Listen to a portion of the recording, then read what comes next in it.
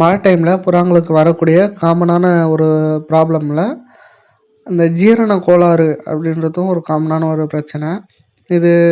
இதுக்கு ஃபீட் பண்ணது வந்து பார்த்திங்கன்னா, நேற்று ஈவினிங் 4:00 நம்ம ஃபீட் பண்ணியிருந்தோம்.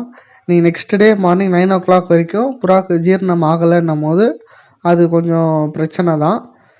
ஸோ இதை க்யூர் பண்ணுறதுக்கு வந்து பார்த்திங்கன்னா, நம்ம வீட்டில் யூஸ் பண்ணக்கூடிய ஜீரகம், இதை வந்து தண்ணியில் கொஞ்சமாக ஒரு 2 கிராம் அளவுக்கு, 1 கிளாஸ் தண்ணிக்கு 2 கிராம் அளவுக்கு ஜீரகம் போட்டுட்டு நல்லா பாயில் பண்ணிடணும்.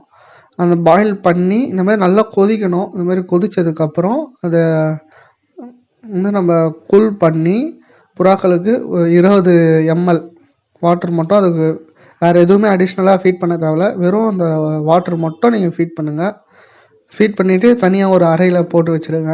அதுக்கப்புறமா இதோட மோஷன் வந்து நம்ம செக் பண்ணணும். புறா கழிச்சலில் இருக்கா என்னன்றத அது எல்லாத்தையுமே செக் பண்ணி நார்மலாக இருந்துச்சுன்னா நம்ம மற்ற புறாவும் கூட விட்டுக்கலாம், ப்ராப்ளம் இல்லை.